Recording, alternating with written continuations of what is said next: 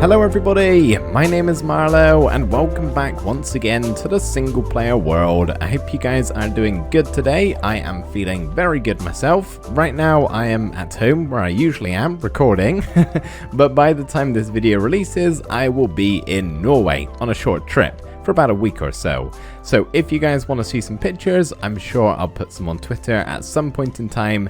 The link to that is in the description below. I'm only really telling you this because obviously I'm doing some pre-recording at the moment, so I haven't seen what you guys have said about what we built in the last episode, which in case you missed it, is all of this. A villager tower and a villager railway along with a villager breeder down here. Now I've been leaving this running in between episodes and I think we do actually have some more villagers now down in this holding area.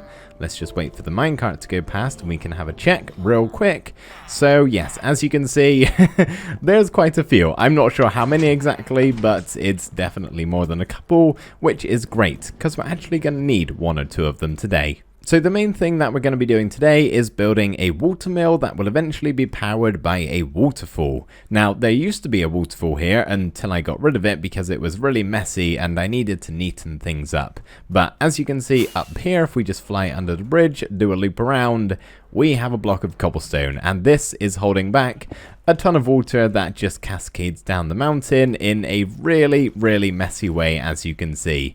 I need to neaten this up and actually link it to the water wheel that will be part of the watermill, as I said, that we're going to be building today. So I originally had this idea in episode 3 where we first built our mega bridge going across this gap in the mountain here, and I specifically said in the episode that I wanted the watermill to go underneath the bridge in this spot here. The water kind of goes past this way, you can see where it's washed away the snow, and down this gap I was going to build a very small building here and have the water wheel kind of going over the edge here, and the waterfall in theory would power it. It's of course not actually going to spin. That would need some sort of mods, which I'm not about to add to this series, but I started building and let's just say I got a bit carried away. So the build is much bigger than I first intended it to be. As I said, it was going to go up here. Now it most certainly cannot fit there and it has to go down here where we have this animal pen that spawned as part of the village down there. So I'm going to tear this down, let the animals roam free, and we can get to start on building the watermill that's going to go in this spot. However, some terraforming is probably going to have to take place because not only is this not enough room at the moment, but we also have to try and bring down the waterfall from up there, down under the bridge, across this gap, and then on through this way. And then I'm thinking we kind of just bring it on down the mountain here and maybe put something at the bottom. I'm not sure what yet. I haven't thought that far in advance. But anyway, I think we should get started with the building. So inside of here in my storage room, not only do I have a shulker box full of a bunch of ores, I did some mining off camera. You guys might be curious as to what I got. A lot of copper and a lot of iron, which is very nice too. But that's not what I need to talk about at the moment. What I need to grab is these two shulker boxes because these are the blocks that I'm going to be using for today's build. And yes, your eyes do not deceive you. That is smooth red sandstone. This block is something I've never used before and it's a part of the build, and I am really excited to show you guys what it looks like in the build because I actually think it turned out great. It's definitely my favorite part of this one. So I'm going to get rid of the animal pen here, as well as the tree and this flower pot and lamppost and anything else that has spawned up here as part of the village, do a small bit of terraforming, and then we can get to building the watermill.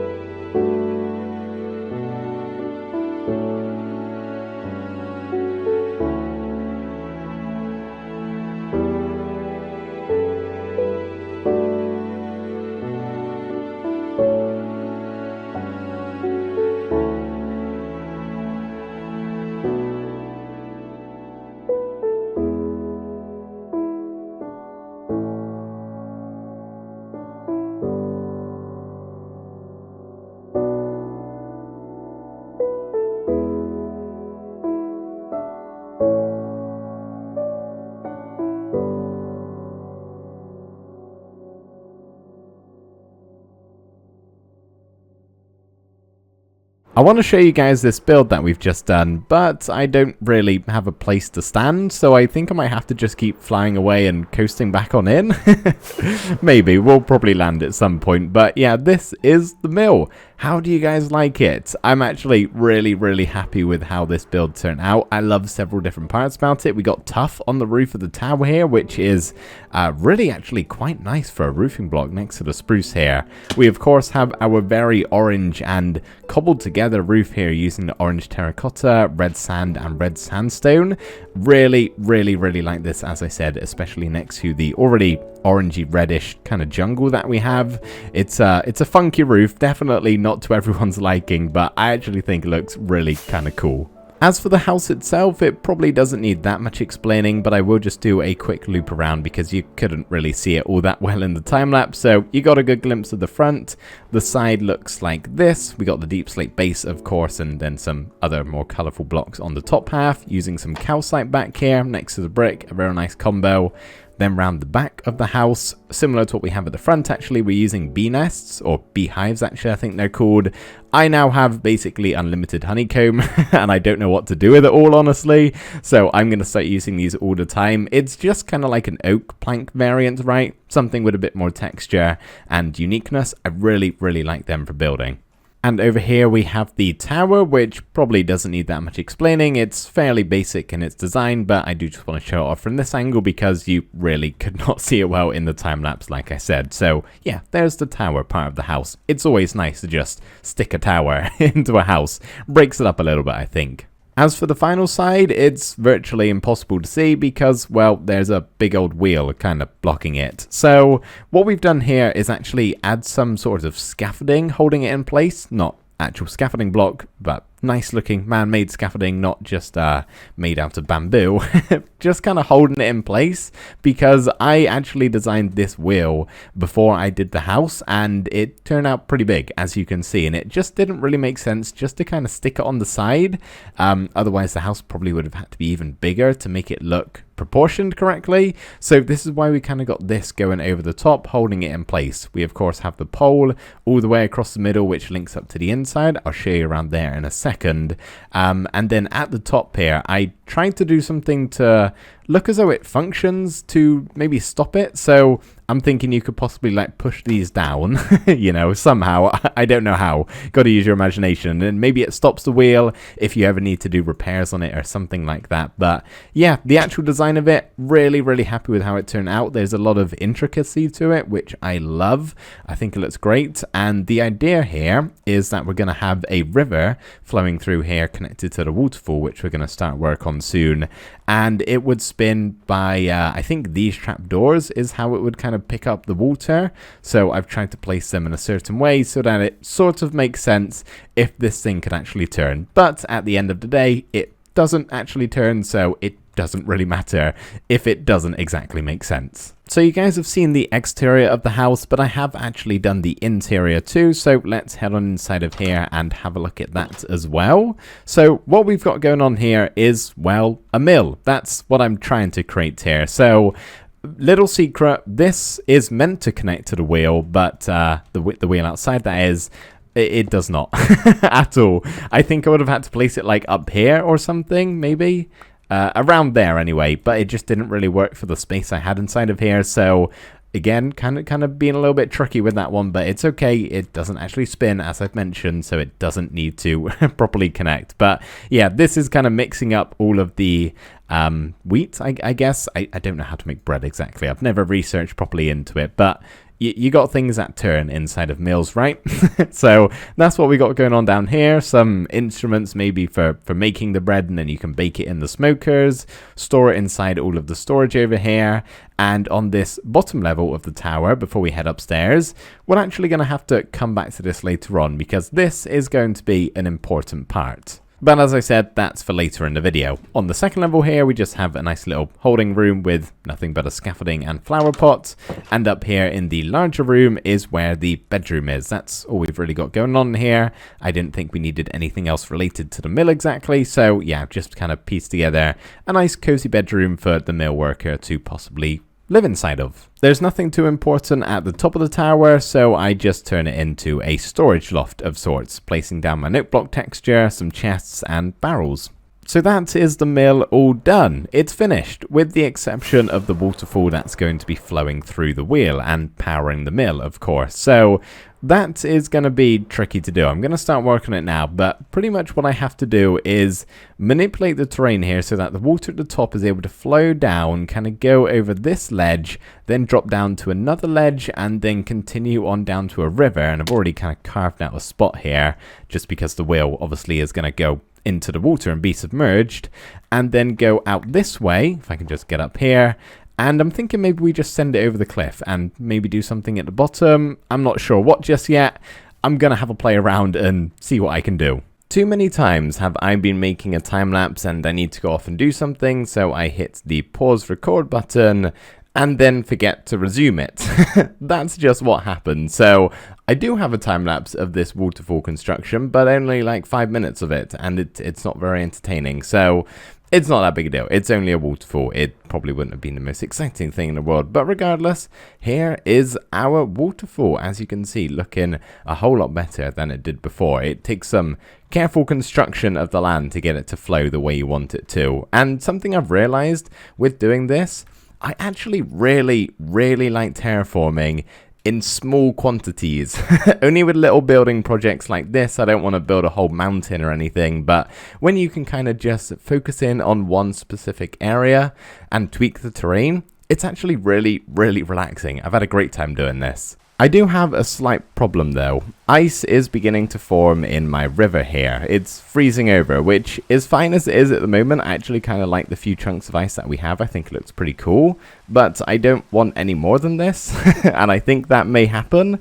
So I know I could stop the ice from forming from either lighting or putting blocks above the water, but I can't really do that here unless I go really high in the sky and just place a couple of random blocks, which I don't really want to do. But I also don't want my river freezing over and stopping the water from falling. That would kind of defeat the purpose. So if you guys got any other ideas, chuck them down in the comments and we'll see if we can fix this if it's an issue. As I said, if it stays like this, I actually kind of like it.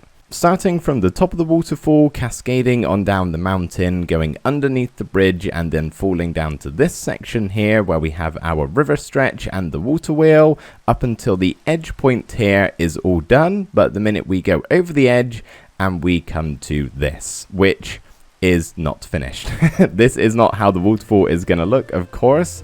My first plan was to kind of make a river going all the way through here, cutting down through the land, and just dump it into the big hole there.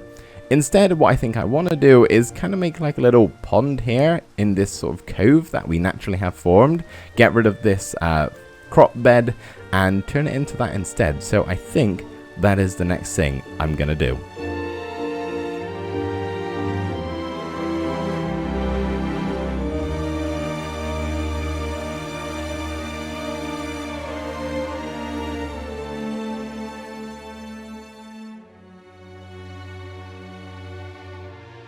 I know what you may be thinking. Isn't it a little bland and textureless and boring?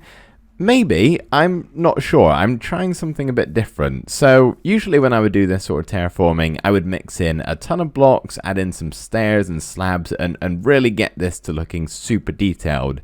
But I found in the past that that can sometimes stick out a bit too much. So picture this. If we had all of these slabs, stairs, and stone variants and dirt variants going on in this small section here of the cove that we've just built out, maybe even imagine it going all the way up to the waterfall, everything we've just terraformed in today's episode. Imagine if we had all of that detail. Do you not think it would look a little out of place with the mountains? I think in previous versions of the game, you could kind of get away with doing that because the Minecraft terrain, isn't what it is now. But nowadays in 1.18, this terrain is so grand and so perfect in my opinion that I kind of want to just match what is already been generated here. I don't want to do some hyper detailed small terraforming jobs and have them stick out. So for now, I'm going to try... Oh, I knew I wasn't going to make that. For now, I'm going to try and match the Minecraft terrain and see how I like it. And then maybe at a later stage when I do these terraforming projects, I can go ahead and add in all of the other texture and whatnot. But for right now, I'm just going to give this plain look a go. So pretty much I'm trying to match the Minecraft terrain and build something that doesn't look as though I've made it. I want it to look as though this possibly could have naturally generated on its own. So there is one more thing I would like to add to our watermill here, along with some string, because I need to get rid of all of this snow, but I'll do that in a while. What I would like to add is actually what's going to be going in this first room of the tower right here. Well, partially. This is where the collection system for what we're going to be building is. What I would like to make is actually a automatic crop farm using villagers, which is why we made the villager breeder in the last episode, because we need a couple of them for this build. So I thought it would be cool if we can have some sort of wheat production here in our wheat mixing mill.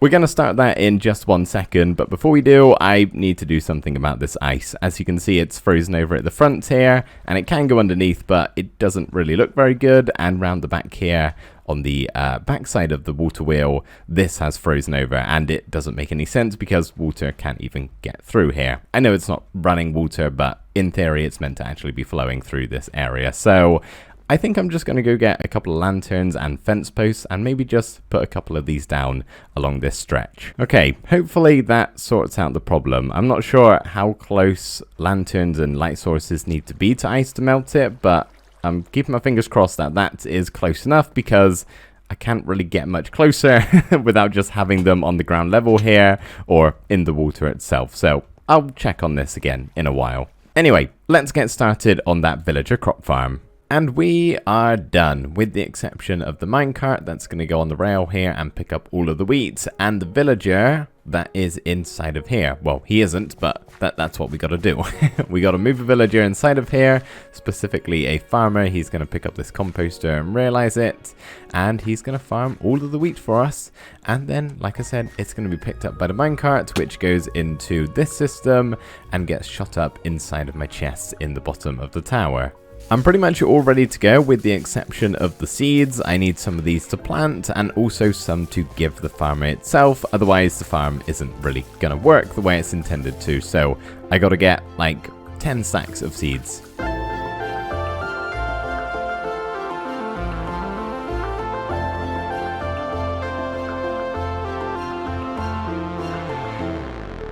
I've acquired plenty of seeds here, so I am now ready to set up my railway going from the bottom of the holding pen here, where we have a ton of villagers just waiting to be transported. As you can see over there, they're freaking out a bit. There's maybe too many, honestly. But these are all ready to go, so I'm just going to set up a big long rail line going all the way round here down the mountain. Oh, it's actually quite a long ride. This is going to take a lot of rails. I might need more, but going all the way down until this spot right here. Where is it? Over here, where, as you can see, that's going to drop them right into the... I already planted seeds. I'll be honest, I completely forgot about that. But yeah, that's where we're going to drop the villager. I just got to get him over here. The Villager Express rail line is now in place. As you can see, it is far, it is long, and it is very, very temporary. But as you can see here, just behind this wall is where we have all of our lovely, lovely villagers. So all we're going to do is slap the minecart down here, ram it against the corner, and, oh, did not think about this. We got to make it go the other way. And I'm basically going to push this guy all the way until we get over to the mill.